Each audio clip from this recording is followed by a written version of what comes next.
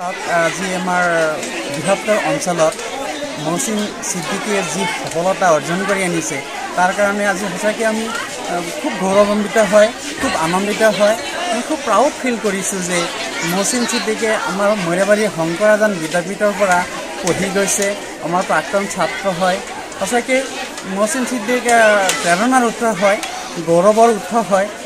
মই মহচিন ছিদ্দিকৰ দৰে আমাৰ বৃহত্তৰ মইৰাবাৰী অঞ্চলত বহুত মহচিন ছিদ্দিক ওলাই আহক, তেনেকৈ আমি সদায় ৰেডি হৈ আছোঁ। আমাৰ শংকৰাজান বিদ্যাপীঠে সদায় ৰেডি হৈ আছে এনেকুৱা মানৱ সেৱা আগবঢ়াবলৈ। আমি অতিকৈ উৎফুল্লিত আৰু আনন্দিত।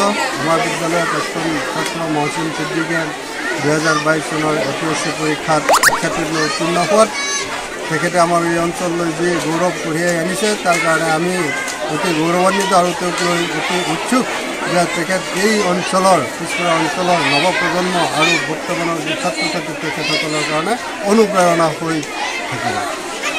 আমি বিশেষকৈ বিদ্যালয়ৰ প্ৰধান হিচাপে মই সকলো ছাত্ৰ ছাত্ৰীক এইটোৱেই অনুৰোধ বা আহ্বান জনাম যে আৰু মইৰাবাৰী অঞ্চলত আৰু বহুত মহচিন ছিদ্দিক ওলাই আহক, মহচিন ছিদ্দিকৰ নিচিনা আগবাঢ়ি যাওক।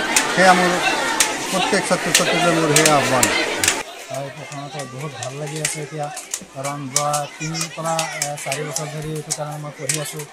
বৰ্তমান বহুত ৰিলিফ ফিল হৈ আছে আৰু বহুতে শুভেচ্ছা জনাইছে, তাৰ বাবে মই তেওঁলোকক ধন্যবাদ জ্ঞাপন কৰিছোঁ।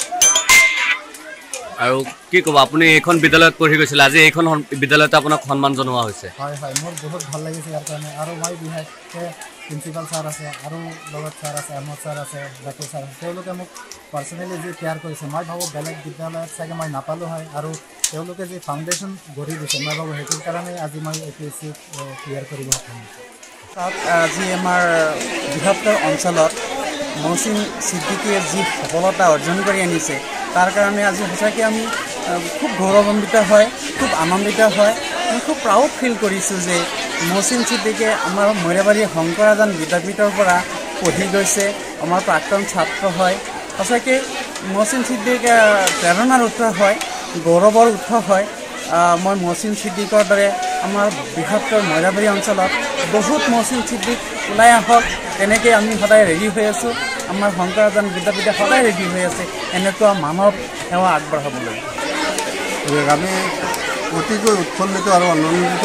আমাৰ বিদ্যালয়ৰ প্ৰাক্তন ছাত্ৰ মহচিন ছিদ্দিকে 2022 চনৰ APSC পৰীক্ষাত শিক্ষাৰ্থীলৈ উত্তীৰ্ণ হোৱাত তেখেতে আমাৰ এই অঞ্চললৈ যি গৌৰৱ কঢ়িয়াই আনিছে তাৰ কাৰণে আমি অতি গৌৰৱান্বিত আৰু তেওঁক লৈ অতি উৎসুক যে তেখেত এই অঞ্চলৰ পিছপৰা অঞ্চলৰ নৱপ্ৰজন্ম আৰু বৰ্তমানৰ যি ছাত্ৰ ছাত্ৰী তেখেতসকলৰ কাৰণে অনুপ্ৰেৰণা হৈ থাকিব।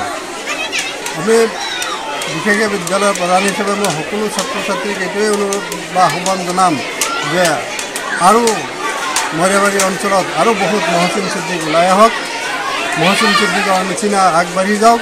সেয়া মোৰ প্ৰত্যেক ছাত্ৰ ছাত্ৰীলৈ মোৰ সেয়া আহ্বান। হয়, প্ৰথমতে বহুত ভাল লাগি আছে এতিয়া, কাৰণ যোৱা 3 পৰা 4 বছৰ ধৰি এইটো কাৰণে মই পঢ়ি আছোঁ। বৰ্তমান বহুত ৰিলিফ ফিল হৈ আছে আৰু বহুতে শুভেচ্ছা জনাইছে, তাৰ বাবে মই তেওঁলোকক ধন্যবাদ জ্ঞাপন কৰিছোঁ।